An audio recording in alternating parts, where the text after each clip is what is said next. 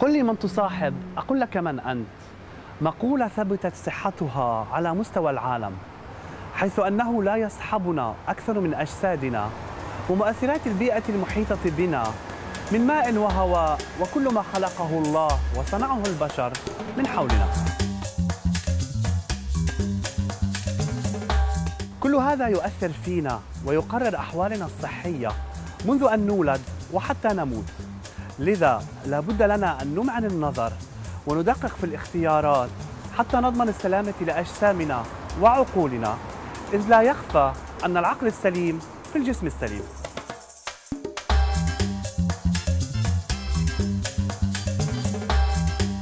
منذ وجد الإنسان على هذه الأرض وهو يحاول تحسين عناصر معيشته، ينتقل من الالتقاط والصيد إلى الزراعة وتربية المواشي، حتى وصل إلى الحضارة الحديثة والتصنيع بكل أشكاله. فهل حقق هدفه وفاز بالإيجابيات دون السلبيات؟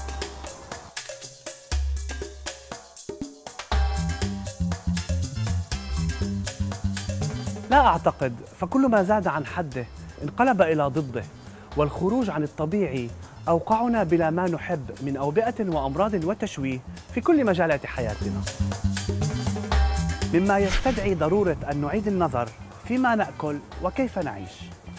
إذا بدأنا أول ذي بدء في الغذاء كالخضار والفاكهة مثلا، ففي أوروبا زاد الوعي الصحي، فأصبح الناس ينتقون غذاءهم طبيعيا غير مصنع، بعيدا عن المواد الكيماوية والأسمدة والمواد الحافظة والألوان الصناعية والمنكهات، حفاظا على سلامة أجسادهم. فلنشاهد.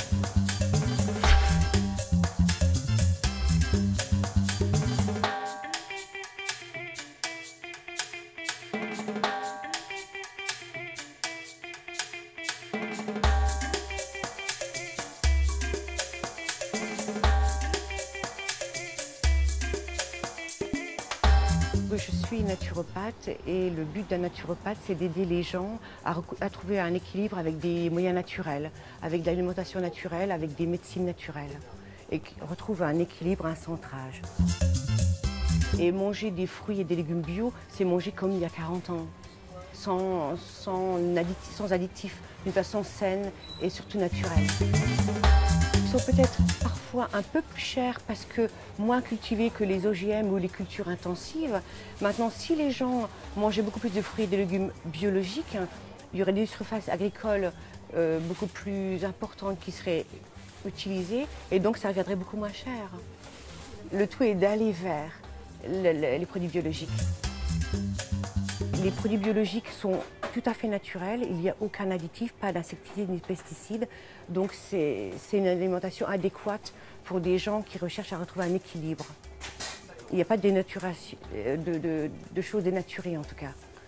On respecte les saisons aussi, et ça c'est très important aussi pour le corps, puisqu'on suit les saisons.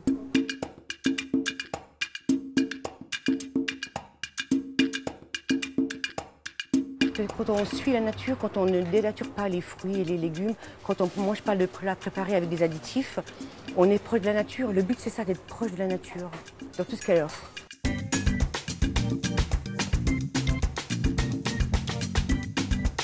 Par exemple, manger du sucre blanc, des choses non complètes, apporte des déséquilibres.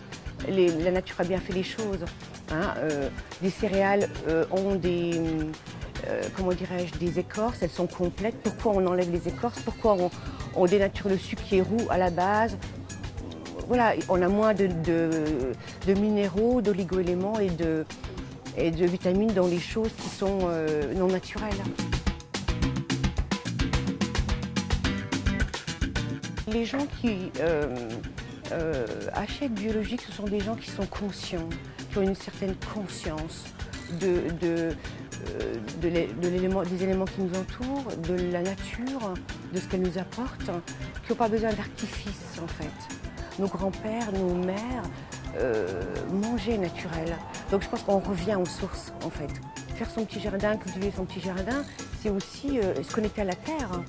C'est aussi déjà prendre le bien-être de faire son petit jardin, de cultiver, d'être conscient des différentes saisons. par rapport aux cultures, et puis se connecter à la terre. Hein. Elle nous a tout donné. Hein. Elle est quand même très très importante et très riche. Donc il faut qu'on arrête de la dénaturer, je crois.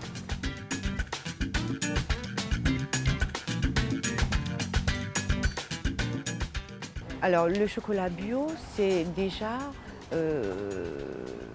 la composition, c'est déjà du cacao. Le but est qu'il soit déjà bio, en tout cas non chimique, avec pas d'additifs en tout cas. Hein. Donc pourquoi un chocolat bio? Parce qu'il est plus onctueux, parce qu'il est naturel.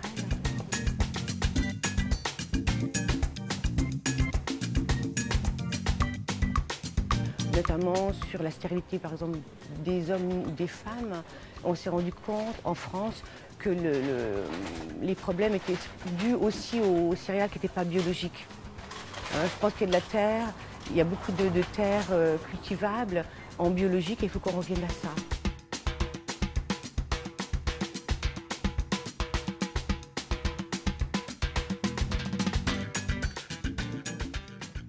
Le corps d'ailleurs fait ses demandes tout seul, de légumes, de fruits, il faut savoir écouter son corps. Et je pense que si en plus on mange sain, c'est parfait. Et justement, il ne faut pas confondre le manger bien, manger juste et le luxe. Alors là, il y a un peu une confusion. On a tendance à manger un peu n'importe comment pour s'en débarrasser.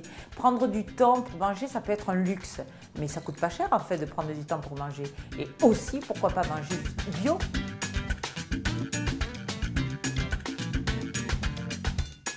Je crois qu'il faut aujourd'hui porter l'accent sur manger juste et manger bien, c'est-à-dire manger lentement, s'installer pour manger, arrêter de manger rapidement un McDo dans la rue. Ça, je ne pense pas que ce soit une bonne idée. Donc aujourd'hui en province, il y a beaucoup de personnes qui l'ont compris, qui ont leur jardin avec leurs produits bio et qui prennent du temps.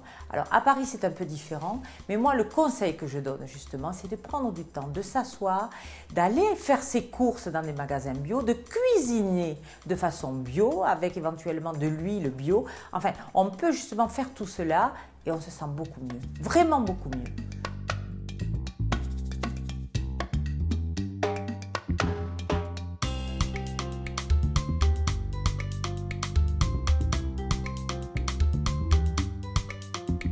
C'est une évidence pour moi. C'est juste évident, quoi.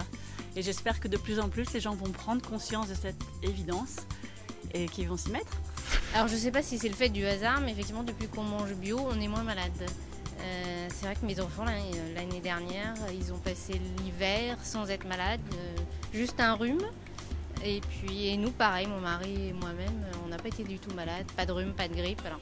Pour moi, les produits bio, ça a du sens à la fois pour la planète, pour ma famille et pour moi. Voilà. On pensait que le bio c'était plus cher et finalement c'est un tout petit peu plus cher, mais pas de beaucoup par rapport à d'autres magasins.